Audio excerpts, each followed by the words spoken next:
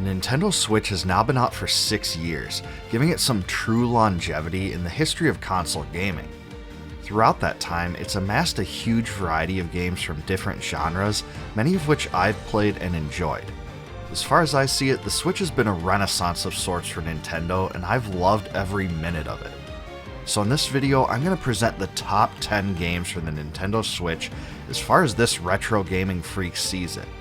For this list, I'll be avoiding remasters and remakes and stick only to original titles. And honestly, I think a lot of my choices may surprise you. But before I get into them, please like this video and subscribe to my channel for more retro gaming content and top 10 game lists like this one. And now, let's get into the top 10 Nintendo Switch games. Coming in at number 10 is F-Zero 99. I can't even explain the extent to which my retro nostalgia feels responded to this one, because I really think they knocked it out of the park here. And they did that by taking the old tracks and assets from the original F-Zero and putting them into a huge multiplayer battle royale game where you face off against 98 other racers. I absolutely love the fact that they didn't reinvent the wheel with this one, but they did add several fun new mechanics like the ability to spin your car around and wreck other racers. Collecting the Super Sparks to get enough energy to get up into the Skyway also added another dimension to the gameplay that wasn't present in the original game, but it didn't feel out of place. It was actually a lot of fun. The different playable modes, rating system, and matchmaking interface all work great too. They've even added more tracks and have announced additional content updates in the future, so I can see this one growing more and more awesome over time. I can honestly say I packed more time into F-Zero 99 than almost any other Switch game. It's just so addicting for retro fanatics that love the original F-Zero like myself.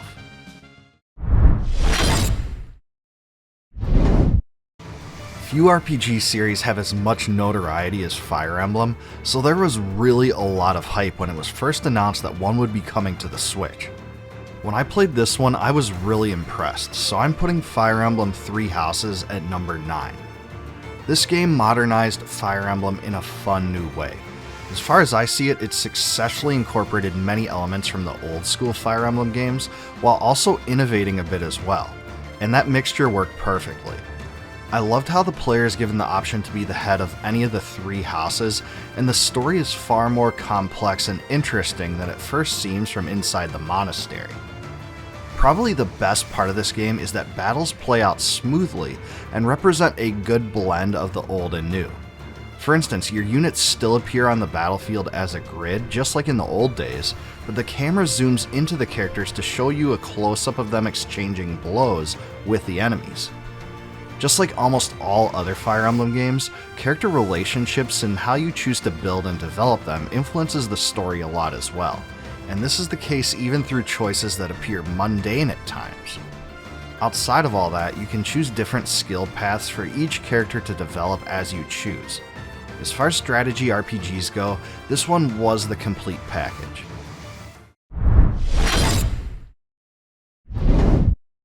Many of you guys know that I love the old Castlevania games, so I'd really be doing a disservice if I didn't put Bloodstained Curse of the Moon 2 on this list. And that's because Koji Igarashi, one of the lead producers for several Castlevania games, created this one in the same spirit and style as the old Castlevania games. And man, is it ever a total love letter to retro action platformer freaks like myself. This one stars the Demon Slayer Zangetsu, who fights with a sword rather than a whip, but other than that, it's straight up Castlevania greatness. This one has relatively long stages with checkpoints, and it can definitely be tricky at times. But the special weapons, dark motif, elaborate bosses, and even the stairways will bring you right back to the glory days of Castlevania Symphony of the Night. And don't get me wrong, because the first Curse of the Moon was awesome as well, but Curse of the Moon 2 beats it out in my mind because of the new characters you can unlock, each of which have their own fighting styles and strengths and weaknesses as a result. I especially liked Robert, who can throw spears across the screen, but the other new characters added a lot too. I absolutely loved how you had to think strategically to use them in the right way to overcome the game's challenges. This is an absolute must-play action platformer.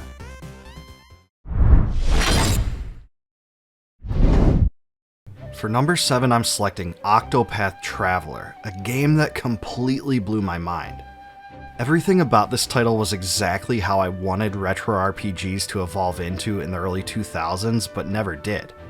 This one brought back amazing sprite-based characters in a beautiful visual style, traditional turn-based RPG combat, and a vast open world for you to explore. Each of the 8 characters have their own interesting storyline arcs too, and there was a lot of incentive to see them all unfold. The job system was just fun because it put character customization at the forefront of the gameplay and provided different choices to unlock a different array of skills. The most interesting part for me was using trial and error to find out the most powerful ones. And yeah, Therion and Tressa are exactly that. I also have to mention how awesome the orchestrated music is in this one, because from the opening theme forward, these tracks were masterfully done and fit the world perfectly.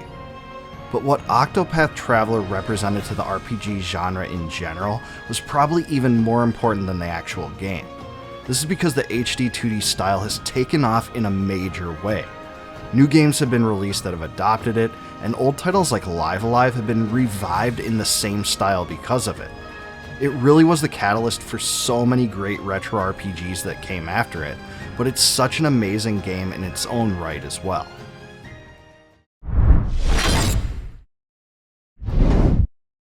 When I think of great modern RPGs, I immediately think of Dragon Quest XI, Echoes of an Elusive Age, which is why I included it at number 6.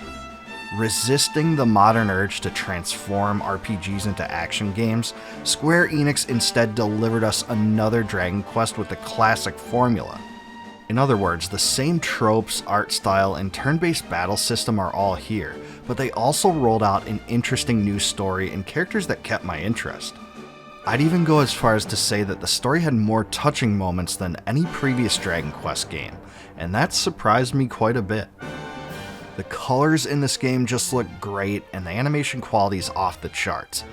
I also loved how the skill system really put a lot of control in the player's hands, especially because that wasn't always part of the Dragon Quest universe.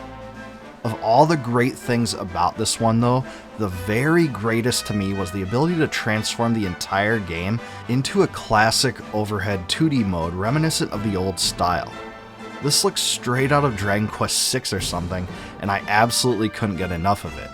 If you're a retro fanatic like me, this is the perfect way to play the game all the way through. This game is an RPG masterpiece, and it really shines on the Switch.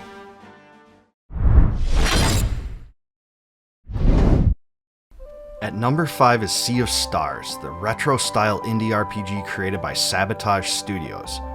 I can't even properly explain how hyped I was when I first saw the trailer for this one, because it truly reminded me of some of the greatest RPGs I loved in the past. And man, when it was finally released, it really delivered. In every regard, too. The entire world is beautifully colored, the puzzles were varied and fun, and the combat was a straight-up mixture of Chrono Trigger and Super Mario RPG. The comical and witty dialogue was a fun departure from many other games like this as well, and it was just oozing with heart and soul. You can tell a lot went into it. It also doesn't hurt that it has a fantastic soundtrack which combines the creative genius of Yasunori Mitsuda with the distinct style of Eric Brown. Some of the tracks, like Choral Cascades, sounded like they were lifted straight off the Chrono Trigger soundtrack, and I was never bored with any of it. The developers went above and beyond by including a really cool special ending, and even the Wheels minigame was fun. Sea of Stars honestly surpassed my high expectations. I don't think it's a perfect RPG, but it certainly is one of the best to come out in the last decade.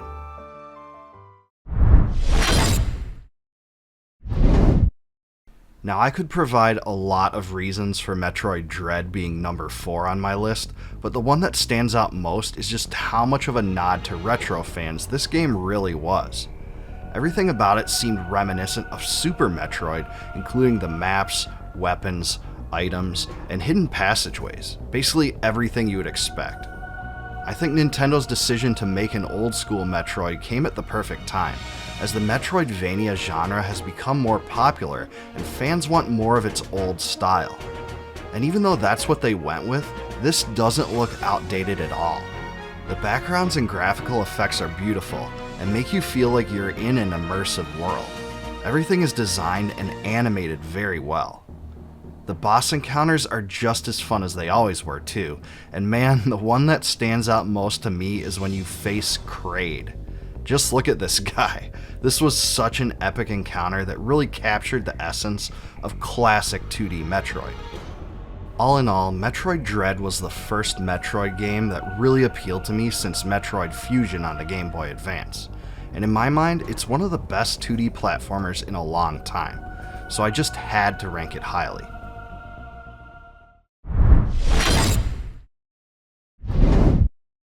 I'm putting The Legend of Zelda Tears of the Kingdom at number 3 because of how impressed I was with this epic follow-up to Breath of the Wild. Tears of the Kingdom uses the same graphics engine as its predecessor, but the game itself is a whole different monster, and I liked it quite a bit more than I expected. The vast world of Hyrule was expanded such that it was built vertically as much as it was built horizontally. Beyond navigating through the skies, you also get the chance to use the Ultra Hand system to build vehicles and overcome hurdles, and that was a lot of fun too. New abilities like Recall and Ascend also allowed you more liberty to get around and redo what you've done without feeling frustrated, and there were a lot of options for the player to explore. I thought that the elemental dungeons were very well designed, the difficulty level of the puzzles was tuned well, and the shrines provided an extra challenge for players wanting more. Seeing some of the classic enemies from the past come back in this one was an added bonus, and facing the Light Dragon was an amazing experience. The fact that Ganon's story was expanded beyond anything I had seen in previous Zelda games was a really great touch as well. After the passage of several decades, I really think gamers will look back and consider Tears of the Kingdom one of the greatest releases of this generation.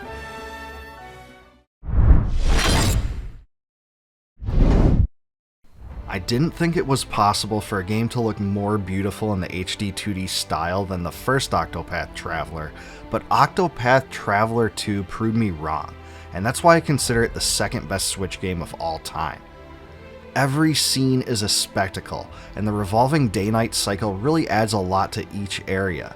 The vibrant colors look perfect alongside the classic 2D sprites, and the visual effects of the moving camera are absolutely breathtaking. But Octopath Traveler 2 didn't just excel when it came to the graphical quality. It represented an advance in gameplay as well. This is because each of the characters received a second path action that was dependent on day and night, and this allowed you to acquire special items and view secret scenes. In addition, each character gained latent powers, powerful new abilities that expanded the gameplay in fun ways that functioned kind of like limit breaks. I just loved how much content they packed into this thing. The characters were also absolutely fantastic, especially Hikari, Particio, and Oswald, and most of their storyline arcs really kept me intrigued throughout every chapter. The fact that they also added scenes in which the characters interact with each other was a nice added touch as well. When you finally reach the end of the game, everything comes together and it's a super fulfilling experience. RPGs like Octopath Traveler 2 just don't come around very often, so this one is a must play.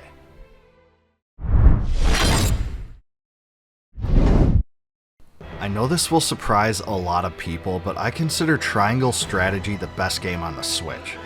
I have lots of reasons for this, but it probably starts with the beautiful HD 2D world. The graphical style is similar to the Octopath Traveler games, but this one puts you in a more isometric world, and the grid-based battles are probably more complex and fun than any previously released tactical RPG. When I first found out about all the different options for class, skill, and even weapon progression, I was totally floored. Finding all the different combinations to max out each character's power and give you the abilities you were looking for was so interesting, and this added more complexity than any other strategy RPG before it. The fully orchestrated soundtrack, which was composed by the highly accomplished Akira Senju, was also amazing. Even though I love the gameplay of Triangle Strategy so much, my favorite part of the entire experience was definitely the story. This one takes place in a dark, gritty world where a power struggle between three significant powers threatens a tenuous peace. The characters were written realistically, and you can even begin to sympathize with the antagonists when viewed from a certain light. There's also some really surprising twists and turns that will totally alter the way in which you view the characters and story. That's why I consider it the Game of Thrones of RPGs, and I absolutely fell in love with it for that. Beyond this, the Scales of Conviction system gives the player a lot of power over how the story unfolds, and it's completely tailored to your own instincts and choices. There are over 4,500 games for the Nintendo Switch, so I know this pick might be controversial, but I really consider Triangle Strategy the system's greatest game.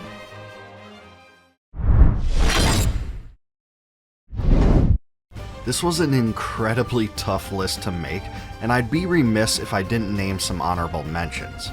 I strongly consider The Legend of Zelda Breath of the Wild, Mario Kart 8 Deluxe, Xenoblade Chronicles 2, Hollow Knight, and The Messenger, but they didn't quite make the cut. All of them are worthy games that definitely deserve to be in the conversation though. Anyway, leave me a comment below reinforcing how absolutely correct each and every one of my rankings were. But I guess if you disagree with them, use the same comment section to let me know just how wrong you are. No, but for real, just let me know which ones you think I omitted, and leave your own list if you wish. And if you like my videos, please subscribe to my channel and click the bell below to be alerted upon the addition of new ones. Please join my Discord community linked in the description, and also consider supporting my channel via YouTube's Join feature to receive member exclusives, such as advanced videos and complete video transcripts.